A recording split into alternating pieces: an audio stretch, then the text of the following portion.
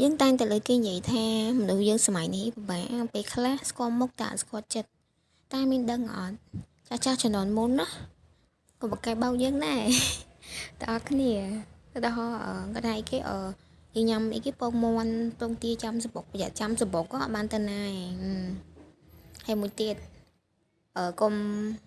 ញ៉ាំអំពៅញ៉ាំអំពៅយកឲ្យញ៉ាំ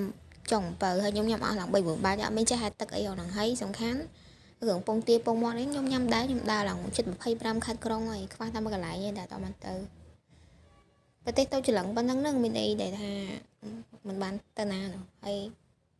នៅតែផ្ទះបងឯងតែអត់ទៅ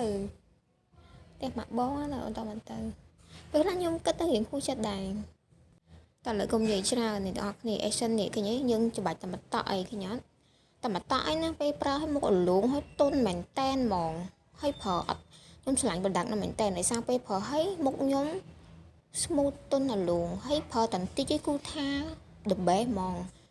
ហើយណាមួយខ្ញុំឆ្លាញ់ត្រង់វាចំណុះច្រើនប្រើមួយឈុតហ្នឹង essential ជាមួយគ្រីមហ្នឹងប្រើយូរខែមែនតែនបងប្អូនគ្នា5 6 7ខែបើសិនយើងលាបមួយថ្ងៃទៅ2ដងអីប្រើបានច្រើនណាហើយខ្ញុំមានគេថាពេលខ្លះចំណូលយើងមានបែងចែកច្រើនដែរអញ្ចឹងយើងត្រូវរើស product ណាដែលតម្លៃសមរម្យល្មមហើយគុណភាពល្អអញ្ចឹងណាហើយស្រោមនេះចំណូលវា50 ml យើងលាបតន្ទីឲ្យឃើញអត់បងប្អូនគ្នាចំណេញខ្លាំងមែនទែន Essence ស្រោមហ្នឹងទឹកសថ្លាតែប្រើគឺចំណេញមែនតែនហ្មងហើយមួយទៀតគេនិយាយថាអីគេឲ្យយើងនឹងស្មោះត្រង់គេស្រឡាញ់មនុស្សស្មោះត្រង់តើគ្នាចង់ប្រាប់ថាពេលខ្លះស្មោះត្រង់ពេកមានអារម្មណ៍ថាយើងដូចមិនដូចកូនក្មេង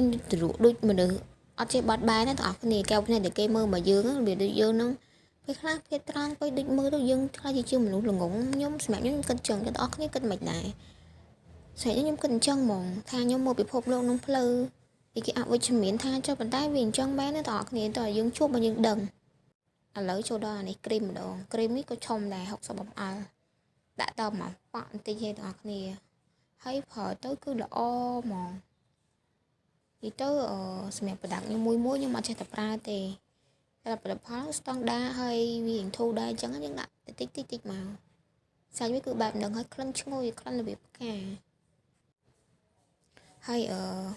ខ្ញុំមកថាពេលខ្លះភាពត្រង់របស់យើងនឹងយើងប្រើត្រូវកន្លែងដែរបើយើងប្រើខុសកន្លែងគឺយើងអត់មានតម្លៃទេត្រង់ពេកទេបងប្អូនគ្នាហើយមនុស្សខ្លះទៀតណាបើការលួងលោមយើងបែបនេះឲ្យជឹងទៅហើយយើងនេះមនុស្សយ៉ាងឆោតពេលខ្លះមនុស្សយើងវាមនុស្សស្មោះត្រង់ណាបងប្អូនវាចឹងយើងអត់ដឹងពីគេតែមិនទេ